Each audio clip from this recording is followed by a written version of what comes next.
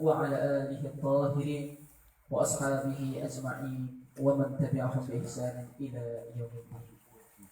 أشهد أن لا إله إلا الله وحده لا شريك له وأشهد أن محمدا عبده ورسوله. فقال الله تعالى: يا أيها الذين آمنوا اتقوا الله حق تقاته ولا تموتن إلا وأنتم مسلمون. أما بعد فإن أصدق الحديث كلام الله وخير الهدى هدى محمد صلى الله عليه وسلم وشر الأمور محدثاتها وكل محدثة في الدين بدعة وكل بدعة ضلالة. معاشر المسلمين والmuslimat, jemaah yang dimuliakan Allah Subhanahu wa taala, bersyukur kita kepada Allah Rabbul Alamin.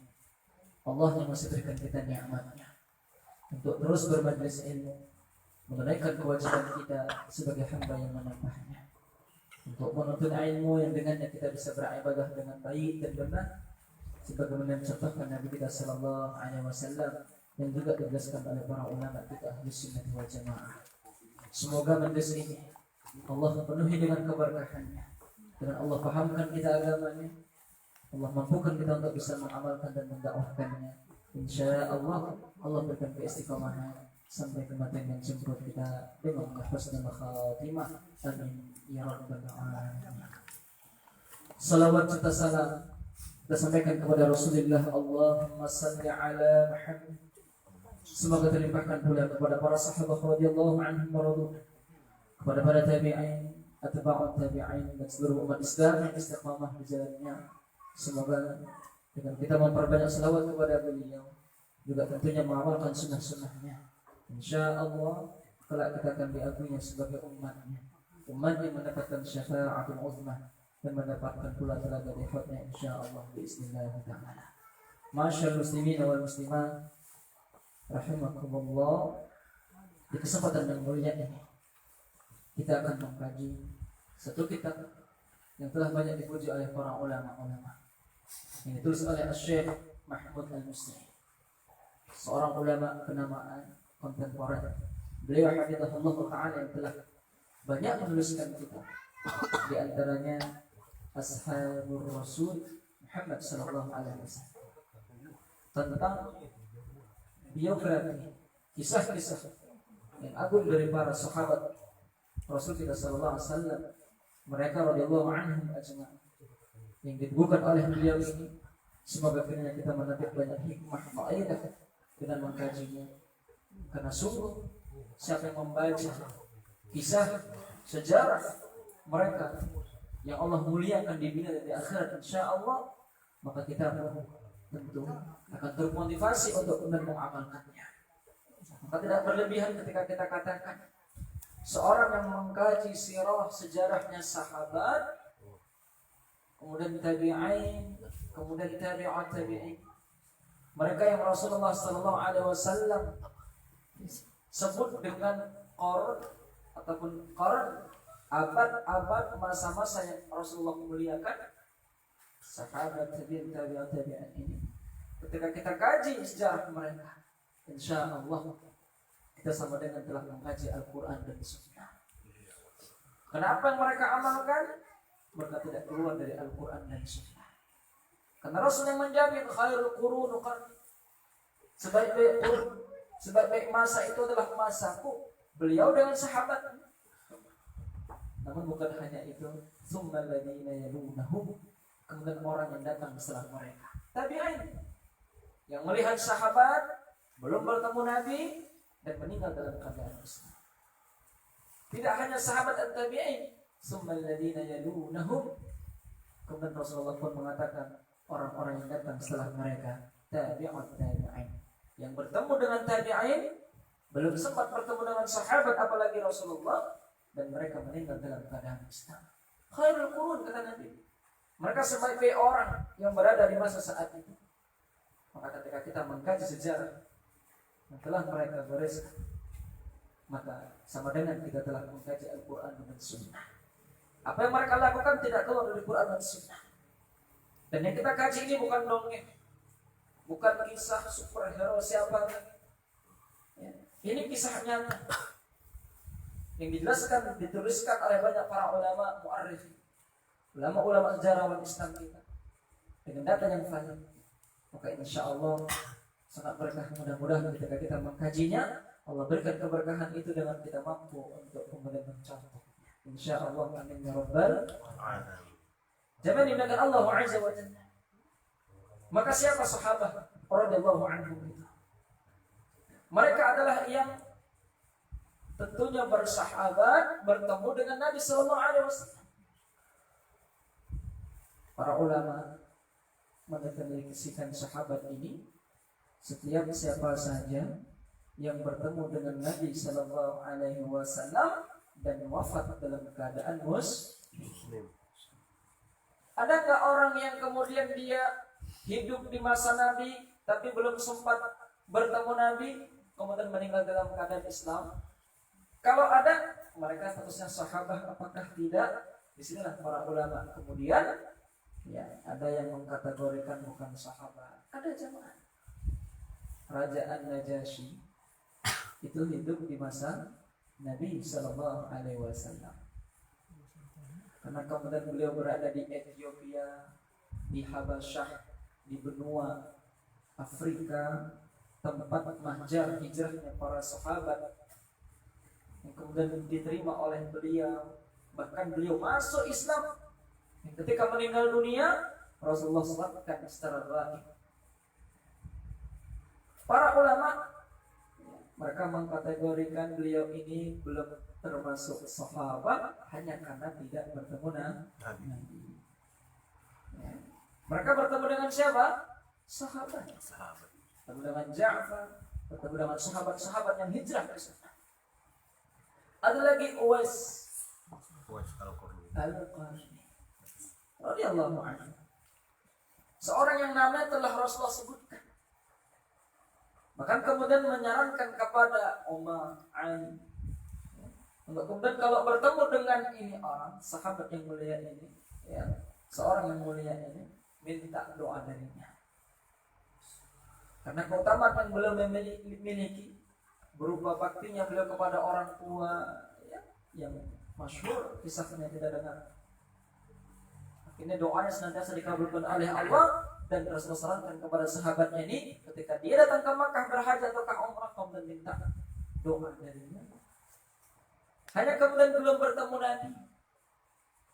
Walaupun padahal Uwais Al-Qarni sudah mencoba ingin bertemu Nabi, izin dengan ibunya, bertemu dengan istri Rasulullah, dan dikabarkan bahwa beliau sedang keluar, sedang berjihad fisabilillah.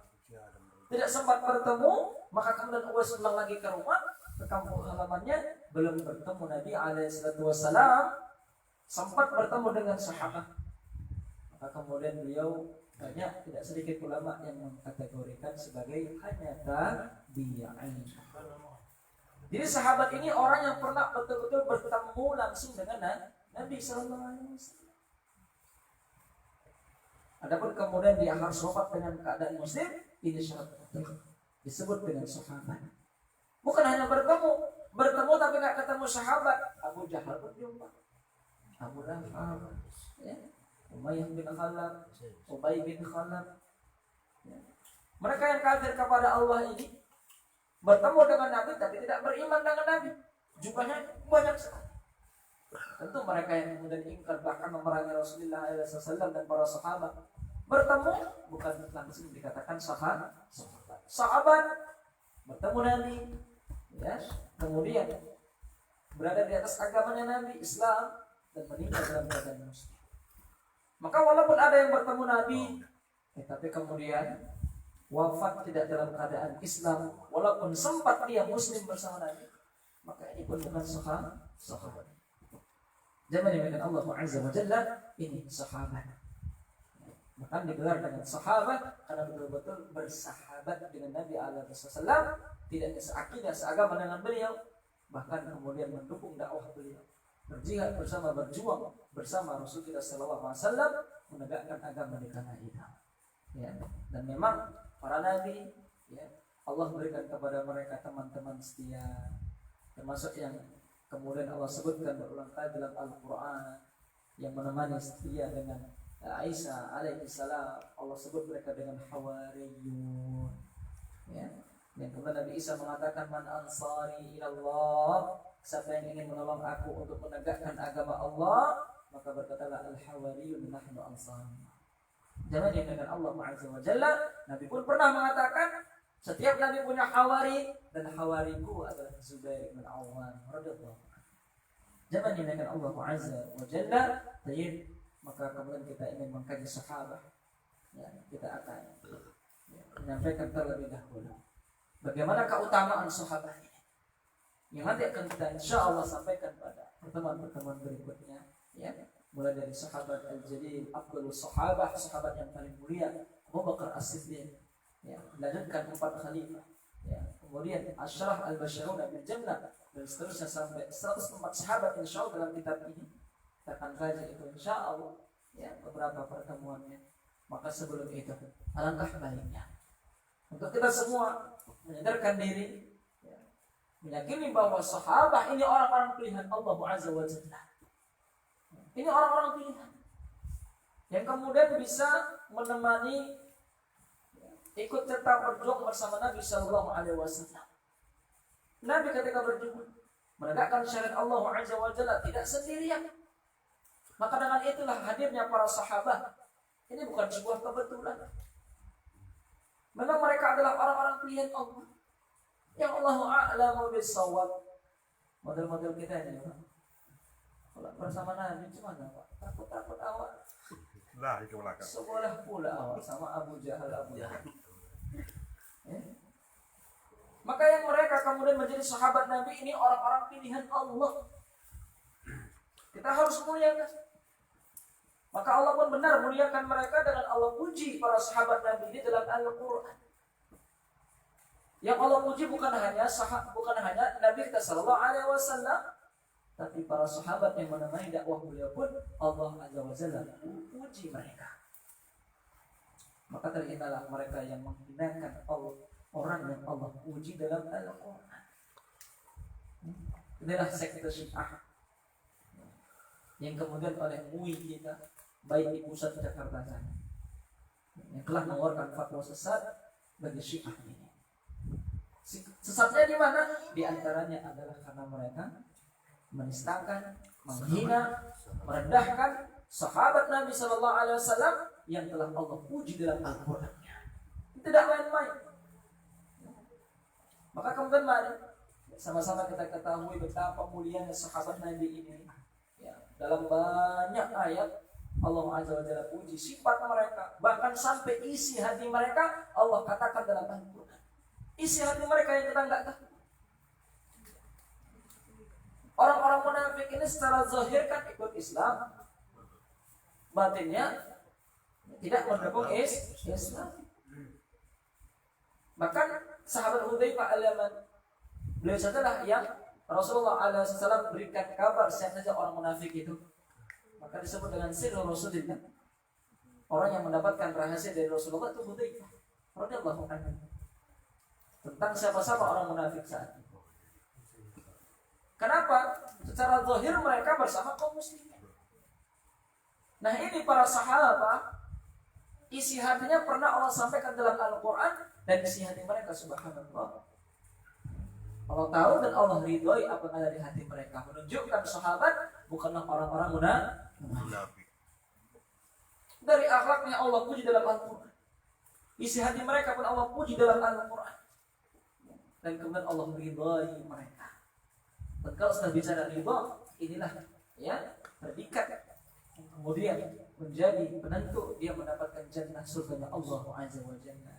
Karena kita ingat bahwa Rasulullah SAW pernah bersabda, kalian tidak masuk surga dengan amal-amal kalian. Tapi apa? Karena rahmat Allah, itulah ridhonya.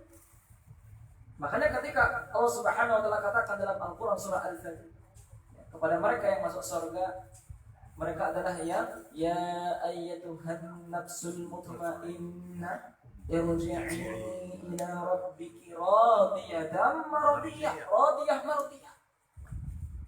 Dengan itulah fadkhuli fi ibadi, masuklah engkau bersama golongan hamba-hambaku, wa dkhuli jannati, masuklah ke surga. Radiyatan mardiyah. Maka keridhaan inilah yang kemudian menjadi tujuan kita agar mendapat ridhonya Allah. Dan kalau sudah mendapat ridho Allah, Allah sudah kiranya memasukkan kita ke jannahnya. Nah sahabat, Allah telah katakan radhiyallahu anhum wa radu an. Allah meridhai mereka dan mereka pun ridho terhadap apa yang Allah berikan kepada mereka. Zaman dikatakan Allah Azza wa Jalla, akhlak mereka Allah pernah puji dalam Quran surah Al-An'am ayat yang ke-52, yad'una rabbahum bil ghadati wal 'ashyi. Mereka adalah hamba-hamba Allah yang senantiasa berdoa, ya baik di pagi dan di sore hari, berzikir di pagi dan di sore hari. Nah ini sifat mereka yang Allah puji. Bukan hanya itu tentu ya, dengan jihad dan perjuangan mereka bersama Rasulullah, ya Masya Allah. Di antaranya bagaimana mereka betul-betul berjuang bersama Rasulullah sallallahu alaihi wasallam. Allah sempat katakan di dalam Quran surah At-Taubah ayat 88 dan 89. Bukan hanya akhlak mereka, lihat perjuangan mereka. Lakin Rasul walladzina amanu ma'ah jahadu bi amwalihim wa anfusihim. Tetapi Rasul dan orang-orang yang beriman bersamanya, mereka berjihad dengan harta dan diri mereka. Ini siapa yang Allah bilang mereka telah berjihad? Para sahabat. Jadi mereka telah beramal, telah mereka korbankan apa yang ada pada diri dan harta mereka. Maka pantas kita hina. Tentu mari kita muliakan, karena Allah pun telah menyebut amal mereka. Amal soleh mereka telah Allah sebut, menunjukkan Allah ridho terhadap apa yang mereka buat. Baik zikirnya tadi di Al-An'am 52, baik jihadnya tadi di At-Taubah 88-89. Kemudian baiat mereka bersama Rasulullah untuk tetap setia bersama Rasulullah, senang maupun saat susah. Yang kita kenal dengan baiatul ridwan. Siapa ya? Para sahabat tentunya. Yang berjumlah 1.400 sahabat yang ikut kemudian berbaiat kepada Rasulullah sallallahu alaihi wasallam. Insyaallah. Ini pernah Allah singgung dalam Al-Qur'an surah Al-Fatih, ya, di ayat yang ke-18. Laqad radiyallahu 'anil mu'minin id yubayi'unaka tahta asy-syajarah. Sungguh Allah telah meridai orang-orang beriman. Siapa? Kalau bukan orang ini adalah para sahabat. Ya, tentu ini adalah sahabat. Dan Allah contohkan lagi Allah ridai mereka. Sahabat telah Allah ridai di mana mereka telah berbaiat kepada Rasulullah di bawah pohon. Pohon ini namanya pohon samurah di daerah Hudaybiyah. Istilah mereka berbaiat, ya. Kemudian untuk menunjukkan kesetiaan mereka kepada Rasulullah, bukan hanya saat senang, saat susah pun mereka ingin setia bersama Rasulullah. Ya, apalagi dikabarkan tentang Utsman bin Affan yang tertahan di Mekah, maka mereka adakan baiat itu. Masya Allah. 1.400 jumlahnya jemaah. Dan 1.400 orang ini yang berbaiat di pohon Ridwan, baiat Ridwan ini, di bawah pohon samurah ini, Allah telah radhiyallahu. Jadi bagaimana mungkin mereka ada Syiah yang kemudian hanya memilah-milih beberapa orang sahabat saja, hanya Ali, Fatimah, dua putranya Hasan dan Husain, ya. Yang kemudian dipilih lagi ada Abu Dzar, ada Salman Al-Farisi. Sudah. Bayangkan 1.400. Dan Abu Bakar ada di situ, Umar ada di situ. Masya Allah. Allah ridhai yang berada di bawah pohon berbaiat kepada Rasul. Jadi bagaimana mungkin tadi ada orang yang hanya membatasi jumlah yang Allah ridhai hanya beberapa gelintir sahabat-sahabat. Jemaah dimuliakan Allah Azza wa Jalla. Bahkan di ayat ini surah Al-Fatih ayat 18 ini, fa'alima ma fi qulubihim. Allah tahu apa yang ada di hati mereka. Allah tahu apa yang ada di hati mereka. Apa yang di hati mereka untuk berbaiat? Ya. Tentu karena kesetiaan mereka bersama Nabi untuk kemudian setia pula dengan Utsman bin Affan yang tertahan di Mekah. Maka jemaah dimuliakan Allah Azza wa Jalla, ini bukti Allah, ya. Kemudian uji apa yang ada di hati mereka, tidak ada kemunafikan sedikit. Yang munafik saat itu tidak ikut baiat. Dia bersembunyi di balik, ya, kaki seekor, ya, onta itu, ya. Ada. Kisah kepada para ulama, satu orang yang kemudian tidak mau berbaik. Zaman dimuliakan Allah Azza wa Jalla, munafik saat itu langsung terfilter. Adapun yang 1.400 orang, laqad radiyallahu anhum, Allah ridhoi mereka. Maka kalau Allah dah ridho kepada mereka, kita pun harus ridho. Nah, zaman dimuliakan Allah Azza wa Jalla, kalimat ridho berikutnya Allah sebutkan dalam Quran surah At-Taubah di ayat yang ke-100. Ini keutamaan para sahabat. Allah ridhoi mereka. Was-sabiquna al-awwalun minal muhajirin wal ansar walladzina ittaba'uuhum bi ihsan radhiyallahu anhum wa radu anhu. Orang-orang yang terdahulu, para as-sabiqun al-awwalun, yang mendahului kita masuk Islam. Minal muhajirin, siapa as-sabiqun al-awwalun? Allah sebutkan baik dari kalangan muhajirin, orang yang hijrah dari Makkah ke kampung Madinah. Wal ansar, dan mereka juga selain muhajirin ada golongan yang kedua, sahabat yang mulia adalah mereka yang disebut dengan kaum ansar, karena mereka lah yang menolong sahabat-sahabat yang hijrah ke kampung halaman mereka. Bukan berarti kalian kan bukan orang sini, kalian kan pendatang, ya, maka kalian harus menghormati kami, kalian harus di bawah aturan kami. Tidak. Masya Allah, nanti Allah akan sebutkan dalam banyak ayat yang lain betapa kaum ansar ini betul-betul menolongnya mereka karena keikhlasan dan kesungguhan. Maka dari itulah Allah pun sebutkan dalam ayat ini radhiyallahu anhum wa radu anhu. Allah ridho mereka dan mereka pun ridho terhadap keputusan Allah Azza wa Jalla. Kita menunjukkan Allah Azza wa Jalla muhajirin saat lagi kalau bukan di antaranya Abu Bakar As-Siddiq, ya Umar bin Khattab, ya, dan sahabat-sahabat lain. Allah ridhoi para muhajirin ini. Ada sesat lagi tadi yang kemudian ya mereka seakan menantang Al-Quran, tidak setuju kalau para muhajirin ya semua Allah meridhai, ya mereka syiarnya. Na'udzubillah. Maka kita meridhoi siapa yang Allah ridhoi, mencela siapa yang Allah cela. Kalau Allah ridhoi sudah. Ini bagaimana dinamakan Allah Azza wa Jalla. Bahkan Allah katakan dalam ayat ini, wa a'adda lahum jannatin tajri tahtaha al-anhar khalidina fiha abada dzalikal fawzul 'azim. Allah siapkan kepada mereka muhajirin ansar ini jannat, surga-surganya Allah yang mengalir di bawahnya sungai-sungai, maka kekal di dalamnya selama-lamanya, dan itulah kemenangan yang besar. At-Taubah ayat yang ke-100. Jamaah dimuliakan Allah Azza wa Jalla, maka kemudian Al-Hafidz Ibnu Katsir rahimahullah taala di dalam mentafsirkan At-Taubah ini, apa kata beliau? Faya wailun min aman abghadahum aw sabbahum aw abghada aw sabbahum ba'dahum.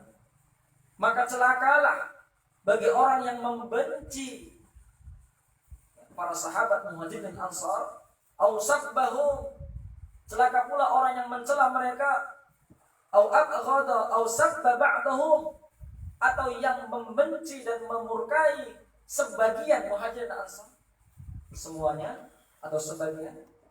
Sungguh celakalah mereka, wala sayyama sayyidus sahabah ba'da rasul wa khairuhum wa afdaluhum. Terutama apalagi yang membenci ya sayyidus sahabah, penghulunya para sahabat, ya yakni dialah orang yang terbaik di antara mereka, wa afdaluhum, dan orang yang paling mulia di antara mereka. A'ni as-siddiq al-akbar wal khalifatul a'zam Abu Bakar ibn Abi Quhafah. Dia adalah As-Siddiqul Akbar, Al-Khalifah Al-Azam, Khalifah yang agung, Abu Bakar bin Abi Quhafah As-Siddiq radhiyallahu anhu. Maka kemudian ada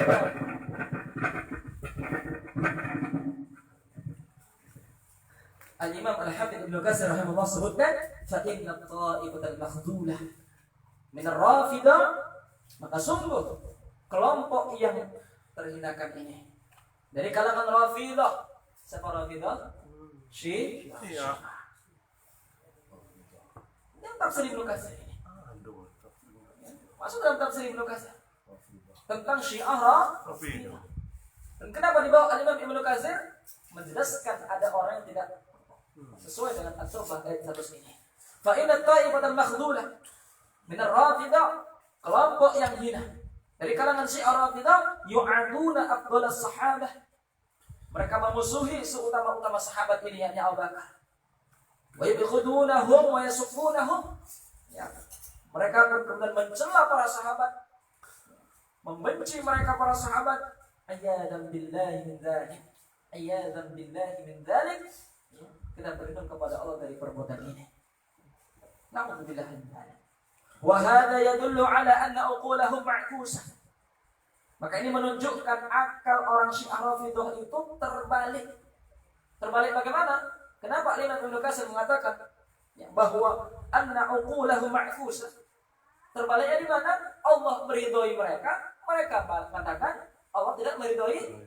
Terbalik akalnya orang Syiah Rafidhah ini. Wa qulubahum maknusah. Juga menunjukkan bahwa hati mereka tertutup dari mendengarkan penjelasan dari Allah Azza wa Jalla. Allah jelaskan Allah meridhai mereka, hati mereka tertutup tidak memahaminya. Fa aina haula innal iman bil Qur'an? Maka coba di mana posisinya orang Syiah Rafidhah ini dalam mereka beriman kepada Al-Qur'an? Ini pertanyaan Imam Ibnu Katsir yang artinya bahwa mereka enggak beriman kepada Al-Qur'an. Kenapa? Allah katakan Allah ridhai para sahabat, mereka mengatakan ya dengan membenci siapa yang Allah ridhai. Na'udzubillah. Itu yasufuna man radhiyallahu anhum. Ya, bahwa mereka tidak beriman kepada Al-Quran lantaran mereka membenci siapa yang Allah ridhai. Wa amma ahlus sunnah. Nah ini Imam Ibnu Katsir baru disebutkan adapun ahlus sunnah fa innahum yataradduna amma radhiyallahu anhu. Ahlus sunnah itu meridhai siapa yang Allah ridhai. Wa yasubuna man sabbahu Allah wa rasuluh. Ahlus sunnah itu membenci ya, siapa saja yang Allah dan Rasulnya benci. Siapa yang Allah dan Rasulnya benci, Pak? Dalam Al-Quran misalnya ada tokoh siapa dalam Al-Quran yang Allah benci? Ada ada ada Qaf, ada Abu Lahab, istrinya Ummu Jamil Hammalatul Hatab. Yang Allah benci, yang Rasul benci, kita ikut membenci. Tapi kalau Allah ridhai, Rasul ridhai, kita ikut meridhai. Di sinilah akal orang Syiah Rafidhah terbalik, kata Imam Ibnu Katsir. Hati mereka tertutup, kata Imam Ibnu Katsir, karena mereka menyimpang menyalahi apa yang Allah sampaikan dalam Al-Quran. Tidak beriman mereka kepada Al-Quran dalam hal ini. Jangan dimuliakan Allah Azza wa Jalla, maka ya sungguh sangat amat jelas bagaimana Allah Subhanahu wa taala sebutkan keutamaan para sahabat radhiyallahu anhum. Dan sungguh ketika kita tahu Allah memuliakan mereka, Allah memuji, meridhai mereka, maka seharusnya memang kita akan kaji sirah, sejarah ya, kisah hidup para sahabat ini. Insyaallah taala kita akan sampaikan dari Abu Bakar As-Siddiq, Umar bin Khattab, Utsman bin Affan, Ali bin Abi Thalib ya, dan seterusnya insyaallah taala. Mudah-mudahan ya Allah berkahi dalam kita mengkaji ya kisah-kisah hidup orang yang Allah muliakan ini. Jangan dimuliakan Allah Azza wa Jalla. Katakanlah di antara mereka sempat terjadi ya sesuatu ataupun keyakinan, perbuatan, tindakan yang kemudian seharusnya tidak terjadi. Allah telah ampunkan mereka. Di antaranya Allah sebutkan dalam Quran surah At-Taubah ayatnya ke-117. Selain Allah ridhai, Allah telah ampunkan, Allah telah berikan pintu taubat maaf kepada mereka para sahabat ini. Allah berfirman, "Laqad taballahu 'alal nabi wal muhajirin wal ansar alladziina ittaba'uhu fi sa'atil 'usrah min ba'di ma kana yazighu qulubu fariqin minhum thumma taba 'alaihim innahu bihim ra'ufur rahim."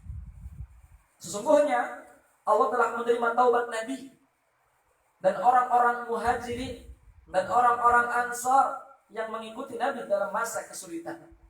Sa'atil 'usrah. Ya. Sa'atil 'usrah ini pada perang Tabuk. Di mana saat itu sungguh ya ujian Allah Azza wa Jalla kepada Nabi dan para sahabat ya, sungguh Masya Allah menyedihkan sekali. Begitu cuaca yang begitu panasnya ya, air minum pun tidak ada. Sampai salah seorang sahabat Nabi menyembelih ontanya sehingga dia peras isi perutnya untuk mendapatkan ada air di situ. Jangan dimakan Allah Azza wa Jalla. Dalam keadaan genting seperti itu tentu ada yang kemudian apa? Mana janji Allah dan Rasulnya ini? Dan memang Abu Bakar As-Siddiq datangi Rasulullah SAW. Kisahnya disebutkan dalam tafsir Ibnu Katsir. Ya, mentafsirkan Quran surah At-Taubah 117 ini. Ya Rasulullah, berdoalah kepada Allah. Apakah ini engkau sukai ya Bakar? Iya ya Rasulullah. Rasulullah pun berdoa dan turunlah hujan saat itu. Namun sebelum itu datang pertolongan Allah berupa air hujan. Allah uji. Maka Allah sebutkan perang Tabuk itu sa'atil usrah. Waktu-waktu yang begitu sangat ya, sulitnya. Ada perasaan kemudian bagaimana? Tentu ini kesalahan ya jemaah. Namun masih mending. Kalau sa'atil usrah, kita lah sebagai pelakunya, Pak. Hantang-hantang nama dan tak betul di jalan. Kalau memang betul di jalan, kalau memang betul perjuangan ini, Allah kan bantu. Nah, pengen cepat aja, Pak. Memang dalam hadis yang lain memang Rasulullah pernah sebutkan kalian ini kaumun musta'jilun, kaum yang terburu-buru. Sampai Rasul ingatkan itu ya pernah. Kalian ingat tidak bagaimana kaum terdahulu ada yang kemudian digergaji dari atas sampai ke selangkangannya dan dia tidak murtad dari ajaran Allah. Ada yang kemudian disisir dengan sisir besi sampai terkelupas daging dari tubuhnya. Jadi mereka bersabar kepada Allah. Maka Rasul singgung, kalian ini memang kaum yang tergesa-gesa. Itu pun Masya Allah. Para sahabat ini, orang-orang pilihan Allah ini, alhamdulillah, melewati ujian itu walaupun sempat ada rasa, mana yang betul? Langsung Allah ayat ini, laqad taballahu 'alan nabi. Allah terima taubatnya Nabi, terima taubatnya Muhajir, terima taubatnya Ansar. Tapi ada hari ini datang lagi orang tadi, sekte Syiah sesat itu. Yang kemudian isinya kemudian ya kerjaannya mencari kesalahan para sahabat kita. Ini kan tidak ubahnya seorang pengadu domba. Tajasus yang sudah Allah haramkan. Di mana Allah sampaikan dalam Al-Qur'an surah Al-Hujurat itu di ayat yang ke-12-nya. Wahai orang-orang beriman, jauhilah kalian berprasangka. Kenapa? Inna ba'da dzanni itsm. Sebagian prasangka itu dosa. Jangan seudon. Kemudian Allah katakan wala tajassasu, jangan juga memata-matai, menguping rahasia orang lain. Kemudian ingin mengecek kesalahan dia benar apa tidak dia begitu. Kemudian kalau katakan dia dapat kesalahan temannya ini, wala yaghtab ba'dukum ba'dha, maka Allah larang jangan kau ghibahi dia. Makanya betul.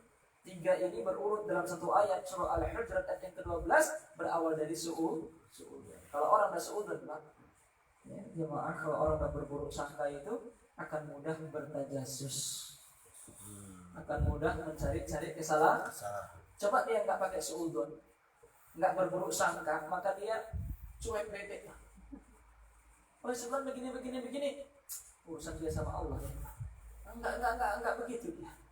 Maka dalam riwayat para sahabat mengatakan salam, kalau engkau mendapati saudaramu kesalahan, berikan dia udzur. Ya, kita lihat teman kita rupanya di warung tua. Beri udzur, Pak. Jangan langsung balik dia ke habitatnya yang lama. Udah mengaji. Apa? Rupanya balik lagi dia minum-minum. Tidak. Tidak berdakwah dia itu. Terus dia tak ada tobat sendiri-sendiri, tak diajaknya kawan-kawan yang belum tobat yang masih mabuk-mabuk tuh. Ya. Apa pula dia mengajak?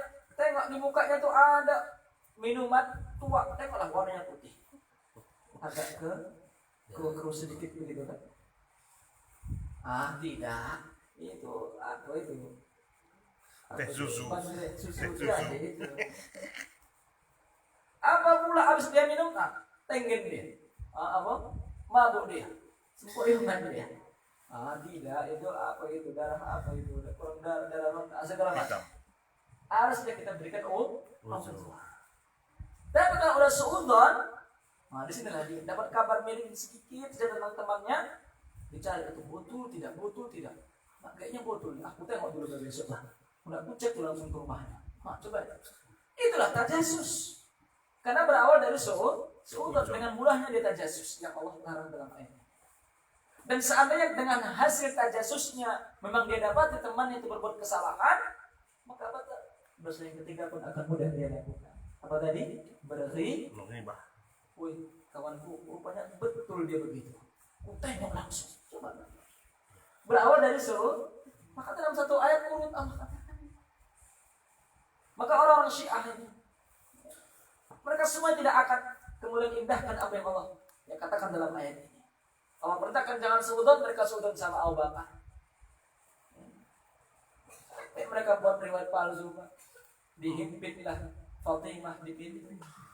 Riwayat palsu bisa kalau mereka. Sedihnya, bukti lemahnya ini kisah palsu ini. Budaknya Abu Bakar bernama Kunfus lah yang kemudian menghimpit Fatimah sampai gugur kandungannya. Riwayat yang lain lucunya, Abu Umar pula yang memukulnya dengan gagang pedangnya. Tambah riwayat yang lain dari Al Hasan mengatakan kepada sahabat Mughirah bin Syu'bah. Mughirah bin Syu'bah pula katanya yang kemudian menendang perutnya. Tambah lagi riwayat yang keempat, Khalid bin Walid pula yang mukul itu perut Fatimah. Dan itu bukan di luar, bukan di dalam rumah, bukan depan pintu, tapi di luar rumah pula. Apa kata ulama? Dari sini sudah jelas palsu ini hadis. Ketahuan palsu. Mana yang mana benar? Konfus kah? Khalid kah? Umar kah? Ya? Atau Mughirah bin Syu'bah kah? Tapi emang dasar kemudian mereka sudah suudzon. Sama yang masih hidup ada sama muslim tak boleh. Ini sama yang sudah wafat pula. Orang yang Allah ridhoi pula. Sama yang masih hidup aja tidak boleh suudzon, kemudian atau kemudian tajasus, memata-matai, mengkorek-korek, kemudian menghibah. Ini ketiga-tiganya dilakukan Syiah. Bahkan kepada orang yang sudah Allah ridhoi. Masya Allah. Jangan dimakan Allah Azza wa Jalla. Ya. Maka mari ya, bersama-sama pahami betul betapa banyak ayat yang Allah berikan kepada Rasulnya untuk kemudian membela sahabatnya yang mulia ini. Dan sekaligus memantapkan akidah kita Ahlus Sunnah wal Jamaah. Ya, karena ya, tentunya Syiah ini sudah menyebar kemana-mana, bahkan sampai ke kampung halaman kita kan, yang kemudian mempermasalahkan ini. Berulang-ulang kita dengar ini. Naudzubillah. Sekali lagi orang yang masih hidup saja tidak boleh dibegitukan. Ini yang sudah wafat pula di ghibah. Kita tajasusnya bagaimana? Mereka cari hadis-hadis bagus. Mungkin karena bingungnya mereka untuk menjatuhkan harga diri para sahabat, mereka kemudian membuat hadis-hadis palsu tentang ini. Ya. Jangan dimakan Allah Azza wa Jalla. Maka kemudian Allah pun puji ya para sahabat Rasulullah ini ya dengan mengatakan bahwa mereka adalah para pilihan-pilihan Allah Azza wa Jalla, di mana mereka adalah sebaik-baik umat. Allah sebutkan dalam Quran surah Ali Imran ayat yang ke-110, Allah berfirman, "Kuntum khaira ummatin ukhrijat lin-nas ta'muruna bil ma'ruf wa tanhauna 'anil munkar wa tu'minuna billah." Ayat ini turun tentu untuk Rasulullah di masa adanya sahabat. Kuntum di sini tentu ini adalah para sahabat. Dan kita tentu yang mengikuti Rasul dan para sahabat ingin pula menjadi khairul ummah, sebaik-baik umat dengan apanya? Amar ma'ruf nahi munkar dan dakwah fisabilillah kita. Ya. Dan intinya bahwa ayat ini turun untuk sahabat. Allah katakan kuntum khaira ummah, kalian sebaik-baik umat. Coba itu sudah Allah ridhoi, Allah ampunkan dosanya. Ya. Allah puji lagi dengan mengatakan apa? Sebaik-baik umat. Kurang apa banyaknya Al-Quran memuji para sahabat. Jemaah yang dimuliakan Allah Azza wa Jalla ya, dan Rasulullah SAW juga selain mengatakan ya, pujian beliau dengan hadis yang saya sampaikan tadi bahwa khairun nas qarni, sebaik-baik manusia adalah yang ada di masaku, yakni para sahabat. Ini sudah tentu menjawab ya bagaimana prasangka orang-orang yang kemudian mengatakan sahabat ini tidak baik. Rasul sendiri mengatakan mereka baik. Pujian Rasulullah SAW dalam hadis yang lain ya, bahwa beliau mengatakan la tazaluna bi khairin ma dama fikum man ra'ani wa sahabani. Kalian selalu dalam kebaikan selama bersama kalian ada orang yang melihatku dan menemaniku. Rasul yang mengatakan kalian tetap dalam kebaikan selama kalian bersama orang yang melihatku dan menemaniku. Siapa dia kalau bukan para sahabat? Dan tentu orang yang menemani, orang yang bertemu dengan siapa yang menemani Nabi adalah tabi'in. Maka tabi'in juga golongan yang orang-orang baik. Termasuk salafus salih di antara 3 korun ini. Apalagi kata Nabi, wallah, demi Allah, ya, bersumpah Rasulullah, wallahi la tazaluna bi khairin ma dama fikum man ra'ani wa sahaba man sahabani. Demi Allah, kalian pun selalu dalam kebaikan selama di antara kalian ada orang yang melihatku dan menemani orang yang menemaniku. Rasulullah ulang dengan kalimat sumpah. Ini hadis diriwayatkan oleh Al-Imam Ibnu Abi Syaibah, Ibnu Hajar Al-Asqalani dalam kitabnya Fathul Bari mengatakan sanadnya hasan. Kita senantiasa dalam kebaikan kalau melihat orang yang melihat dan menemani Nabi. Ini menunjukkan keistimewaan, keutamaan para sahabat. Yang dimuliakan Allah Azza wa Jalla, ya. Dan belum lagi bagaimana keutamaan mereka dengan akhlak mulia mereka, ya. Semoga kita bisa mencontohnya bahwa mereka punya sifat yang hampir susah kita lakukan hari ini. Apa dia? Al-izar. Izar mengutamakan orang lain padahal kita lagi butuh. Nah, ini izar siapa? Apa namanya? Izar. Alif, ya, sa, alif, ra. Izar. Sa, izar. Mendahulukan orang lain padahal kita butuh. Coba ini, ya, susah lah. Dan ini dilakukan oleh sahabat. Dan Allah sampaikan dalam Al-Quran. Allah sebutkan dalam Quran surah Al-Hasyr, surah ke-59 ayat yang ke-9. Allah berfirman, "Walladzina tabawwa'ud dara wal imana min qablihim yuhibbuna man hajara ilaihim wa la yajiduna fi sudurihim hajatan mimma utu wa yu'thiruna ala anfusihim walau kana bihim khasasah wa man yuqa shuhha nafsihi fa ulaika humul muflihun." Dan orang-orang yang telah menempati kota Madinah dan telah beriman sama dia, yang memang menempati Madinah, kaum asli Madinah. Siapa? Kaum Ansar. Sebelum kedatangan mereka, ya, min qablihim, sebelum datangnya orang-orang, yakni kaum Muhajirin, yuhibbuna man hajara ilaihim. Orang Ansar ini mencintai siapa sahabat Muhajirin yang hijrah ke kampung mereka. Bahkan sifatnya Ansar ini, wala yajiduna fi anfusihim fi sudurihim hajah. Tidak didapati di dalam hati mereka ada kebutuhan mimma utu, terhadap apa yang mereka berikan kepada kawannya sahabat Muhajirin ini. Artinya mereka enggak ada kemudian menginginkan kembali apa yang mereka berikan, atau kemudian mereka memberikan setengah hati. Ya. Maka kemudian Allah Subhanahu wa taala juga katakan sifatnya Ansar ini wa yusiruna ala anfusihim. Mereka berlaku izar, ya, walau kana bihim khasasah, sekalipun mereka sangat membutuhkannya. Ya, mereka sangat membutuhkan, tapi mereka tetap dermakan kepada temannya yang sangat membutuhkan. Saya butuh, tapi temanku lebih butuh.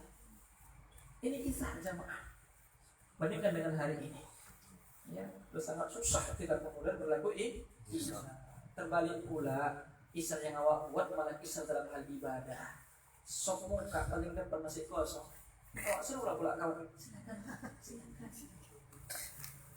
Mendahulukan temannya daripada dia. Nah, ini enggak boleh. Dalam kitab Qawaid Fiqhiyah itu, dalam kitab Ushul Fiqh disebutkan al-izar fi ibadah mamnu'. Izar dalam ibadah itu terlarang. Jadi kalau ada sok pertama masih kosong, nggak usah nyuruh orang lain. Silakan enggak. Mungkin karena jabatan kita lebih tinggi, mungkin karena kita bos kita di perusahaan, dia sebagai atasan kita. Sana ya. Oh, nggak boleh izar dalam hal ibadah. Ya, kecuali memang ada tugasnya. Misalnya sebagai imam, jangan nggak boleh izar, bapak boleh maju. Ya, ada imam rawatibnya. Belum pas pula bacaan, tak boleh izar. Majulah aku, jangan. Ya, bahwa koman itu hanya imam. Jangan kita kemudian tapi kalau isar dalam hal-hal ibadah yang lain, sudah, ini tidak dibolehkan. Kita bisa lakukan. Ya. Kemudian kita bisa kemudian apa? Ya, menyelenggarakan kajian majelis taklim ini untuk terselenggara dengan bagus. Kita bisa lakukan, kita lakukan. Jangan isar. Aku isar lah. Dalam hal ibadah dia isar, dalam hal masalah rezeki tak isar pula dia. Abali. Lewat makanan pula dia. Ini yang paling suka ini. Tahanan dulu sini berhenti. Makanan kalau dia suka baru lewatkan dia. Ya. Dalam hal rezeki duniawi, ya, kita tidak perlu isar. Dalam hal ibadah pula kita isar. Terbalik. Ya. Dari apa yang dilakukan oleh salafus saleh. Mereka isar dalam hal dunia, dan dalam hal ibadah mereka tidak pakai isar. Ya. Jangan digunakan Allah Azza wa Jalla. Dan ini terjadi, ya, di mana Rasulullah mempertemankan para sahabat Muhajirin dan Ansar ini. Di mana di antara sahabat Muhajirin yang hijrah dari kampung halaman Makkah ke kampung Madinah, Abdurrahman bin Auf Al-Muhajiri radhiyallahu anhu. Dipertemankan oleh Rasulullah kepada bersama Sa'ad bin Ar-Rabi' radhiyallahu anhu, orang asli Madinah. Sa'ad bin Ar-Rabi'. Setelah berteman, Masya Allah, wahai Abdurrahman, saya orang yang paling banyak hartanya di Madinah nih. Kita bagi dua ya. Masya Allah. Saya pun punya 2 istri. Kita bagi 2 ya. Bahkan anak. Istrinya langsung Bu. Tunggu Bu. Belum selesai ceritanya Bu ya. Mana yang paling cantik? Silahkan kau pilih. Ku ceraikan. Setelah dia pasang iddah, selesai iddah, silahkan nikahi dia. Sebegitunya jamaah. Siapa yang bisa mencontoh Sa'ad bin Rabi' hari ini? Soal harta aja nggak ada. Apalagi soal istri tadi. Dan jangan juga ulah dicontoh kalau begitu ya kan. Setengah hartanya diberikan. Tapi alhamdulillah Abdurrahman bin Auf sangat menjaga iffah. Iffah ini Allah anjurkan dalam bab sekalipun dalam hal dunia ini. Allah sempat singgung dalam ayat yang lain, ada orang-orang yang yahsabuhul jahilu aghniya ta'affuf. Disangka orang-orang dia aghniya, orang kaya. Padahal tidak kaya, lantaran ta'affuf karena iffahnya. Enggak mau minta. Biasa saja dia. Ya, enggak kemudian suka ya apa? Meminta-minta kepada temannya, mengemis apalagi na'udzubillah. Dia menjaga iffah. Jadi iffah ini bukan hanya menjaga harga diri dari kehormatannya agar tidak nampak auratnya misalnya, tapi iffah juga dalam hal dunia. Abdurrahman bin Auf radhiyallahu anhu begitu juga. Pak Sa'ad bin Ar-Rabi' tak apalah itu. Cukup kasih tahu aku mana pasar di kampung ini. Gitu ya. Cukup kasih tahu aku mana pasar pajak kalau kita bilang di sini ya. Tempat pusat jualan di sini. Ya, di mana sampaikan. Maka tunjukkan pasar Qainullah. Dan alhamdulillah beliau pun pulang dengan membawa sisa-sisa keju dan samin. Masya Allah. Esok harinya ada bekas-bekas warna-warna kuning begitu ya. Ketemu sama Nabi di bagian hari. Wahai Abdurrahman bin Auf, bagaimana kabarnya? Ya Rasulullah, alhamdulillah baik. Saya sudah menikah ya Rasulullah. Coba langsung menikah. Ya. Dan tadi bahkan keuntungan yang dia bawa, ya dengan itu dia menikah. Engkau kasih mahar berapa? Sebesar 1 buah kurma ya Rasulullah. Ya enteng juga Pak. Kurma sebiji berapa gram kira-kira? Berat juga ya kan? Banyak kurma. Sekering-keringnya kurma lah. Cuma Iya. timbang bapak, timbangan gram emas itu. Wah, sama. 1 gram itu Pak. Yang Belum paling murahnya saja lah 500.000. bisa tukang. 900.000. Kampus ke 900. Katakan paling murah 500. Lebih. Ya, memang disunahkan kita untuk kalau ngasih mahar itu, ya, itu sebagaimana maharnya Rasulullah ketika Az-Zuhri menanya Aisyah berapa mahar sodaknya Rasulullah, ya, beliau mengatakan 500 dirham. 1 dirham itu 2,975 gram perak. 2,975, ya, itu 1 dirham dikali 500. Jangan kali ini. Enggak sampai 20 juta. Ya. Siapa tahu mau menikah ya Pak ya, atau yang single ya. Maharnya Rasulullah SAW kata Aisyah radhiyallahu anha 500 dirham. 500 dirham. Di mana 500 dirham satu dirhamnya 2,975. 1487,5 gram perak. Satu gram perak hari ini sekitar 10.500. 15 juta 616.000. Terjangkau lah. Ya kan Pak Janda? Terjangkau. Nah, ya. Biasa-biasa. Itu kalau bukan biasa-biasa pun tak apa-apa ya kan. Kalau ini tak apa. Oh.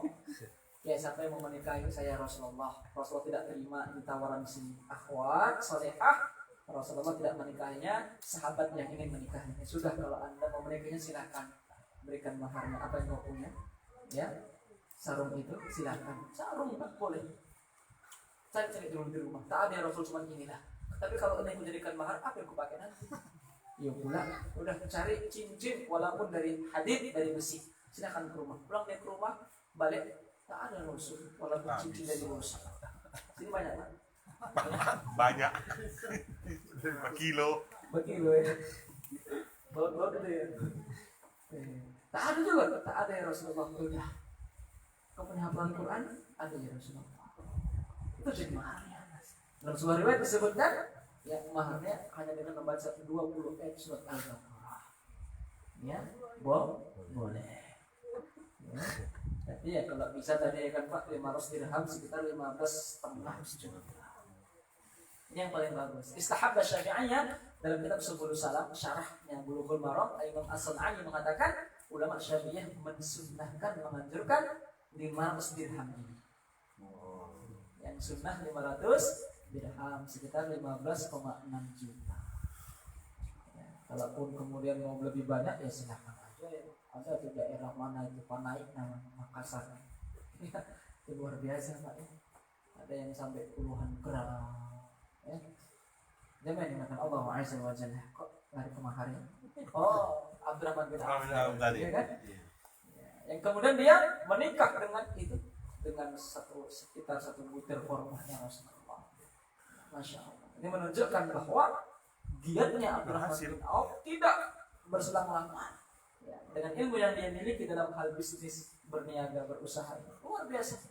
Dan memang berawal dari sikap ifahnya dia, tidak kemudian karena kesempatan nih paten, dapat paten, dapat berkawan sama Sa'ad bin Ar-Rabi. Kalau kita jadi Abdurrahman bin Auf, gimana Pak? Tangkap semua kan? Amat semangat tanya. Miliarder, orang kaya raya. Bahkan dalam riwayat lain saat mengatakan saya paling kaya di Madinah. Dia katakan kepada Abdurrahman bin Auf, saya orang yang paling kaya di Madinah. Taulah orang muhajirin semua harta kayaannya di Mekah ditinggal kan? Hanya untuk hijrah kepada Allah dan Rasulnya untuk bisa khusyuk ibadah, mengikuti perintah Allah dan Rasulnya untuk hijrah, ditinggalkan maupun berapa puluh hektar di Makkah sana. Usahanya, rumahnya bagus, cantik, semewah apapun, tinggal, yang penting hijrah. Sampai ada seorang sahabat Nabi yang dijegat di pertengahan jalan. Sudahlah Pak, biarkan saya ke Madinah untuk hijrah bersama Nabi saya. Anda mau apa? Mau hartaku di Makkah? Silakan ambil. Yang penting aku bisa lewat. Pokoknya biasa begitu, model-model jegatan yang kemudian minta harta begitu, dan kemudian sampai ketemu Nabi, ya Rasulullah puji apa yang dilakukan sahabat yang mulia ini. Sungguh beruntunglah ya perniagaan dan tawarannya tadi, wahai sahabat Rasulullah. Jangan dimakan Allah Azza wa Jalla, dan tidak hanya ini, banyaknya pujian-pujian Rasulullah kepada para sahabatnya, di mana Rasul juga pernah bersabda, "Man ahabbal ansar ahabbahu Allah, wa man abghadal ansar abghadahu Allah." Barang siapa yang mencintai kaum Ansar, ya, maka Allah mencintainya, dan sebaliknya siapa yang membenci kaum Ansar, maka Allah pun membencinya. Hadis Imam Ahmad dan Al-Imam Bukhari dalam kitab tarikhnya disahihkan oleh Syekh Al-Albani dalam Sahih Al-Jami' 5953 nomor hadisnya. Sahih. Siapa yang mencintai kaum Ansar, Allah cintai. Siapa yang membenci mereka, Allah benci. Disinilah dalil Allah benci orang Syiah. Kenapa? Mereka hanya memilah diri sebagai sahabat saja. Ya. Sedangkan Allah mencintai mereka. Dan siapa yang mencintai mereka, Allah mencintai mereka. Siapa yang membenci mereka, Allah pun benci kepada mereka. Jangan yang dengan Allah Azza wa Jalla. Masih banyak ya hadis-hadis yang lain yang kemudian ya menyebutkan ya bagaimana keutamaan orang-orang ya, sahabat Muhajirin dan Ansar ini. Ayatul iman, ini hadis Rasul yang lain. Tanda iman itu hubbul ansar, mencintai sahabat kaum Ansar. Wa ayatul nifaq, sebaliknya tanda kemunafikan itu bughdul ansar, membenci Ansar. Ini diriwayatkan oleh Bukhari dan Muslim, muttafaqun alaih. Masyaallah. Maka dari sini jelas orang Syiah juga orang-orang Munafik. ketika mereka benci kaum Ansar para sahabat, maka mereka adalah kaum munafik. Jangan yang Allah Azza wa Jalla. Tentu masih banyak lagi bagaimana keutamaan mereka Muhajirin dan Ansar dan larangan menghina mereka para sahabat Nabi. Jelas dengan tegas Rasul mengatakan la tasubbu ashabi, jangan kalian menghina sahabatku. Falau anna ahadakum anfaqa misla Uhud dhahaba, seandainya salah seorang kalian telah menginfakkan emas sebesar gunung Uhud, dan tidak ada orang infak emas sebesar gunung Uhud. Berapa ton itu gunung Uhud? Ya, berapa ton itu? 1 gram pun agak susah. Pun lagi berton-ton emas. Sekalipun ada salah seorang kalian yang infak sebegitu besarnya, sebesar gunung Uhud, zahaba berupa emas, ma balagha mudda ahadihim, belum mencapai pahala infaknya sahabat yang walaupun cuma 1 mud. 1 mud ini 1/4 sok. Karena 1 sok sama dengan 4 mud. 1 sok ukuran zakat fitrinya Bapak. Berapa zakat fitrinya Bapak? 2,7, gampangannya katakanlah 3 kilo. 1/4-nya 7,5. 7,5 ons. Itu 1 mud. Sahabat Nabi infak 7,5 ons emas, itu lebih mulia, lebih berat pahalanya, lebih besar pahalanya di sisi Allah dibandingkan siapa orang kita hari ini yang infaknya seberat gunung Uhud, dan juga itu adalah emas. Berapa kali lipatnya itu gunung Uhud dengan 1 mud. Ya. Maka pesan Nabi di awal, la tasubbu ashabi, jangan kalian hinakan, jangan kalian caci, jangan kalian hina ya sahabat-sahabatku. Di sini orang Syiah melanggar perintah Nabi ini. La'anahumullah. Jangan dimakan Allah Azza wa Jalla. Tapi mudah-mudahan ya pada pertemuan perdana ini dalam mengkaji sirah sahabat, agar kita lebih semangat mengkaji sirah sahabat, kita tentunya ya harus mengetahui apa fadilah, kemuliaan, keutamaan mereka, sehingga kita harus mengkaji sejarah hidup mereka. Kalau kita tidak tahu ya bagaimana keutamaan mereka, sungguh tidak ada kemudian motivasi kita untuk mengkaji kisah mereka. Siapa dia? Kan begitu. Karena kita tahu keutamaan mereka yang Allah muliakan dalam Quran, Rasul juga muliakan dalam hadisnya yang sahih, maka kita pun memuliakan mereka sehingga termotivasilah kita untuk mengkaji sejarah-sejarah mereka. Mudah-mudahan ya, ini bermanfaat.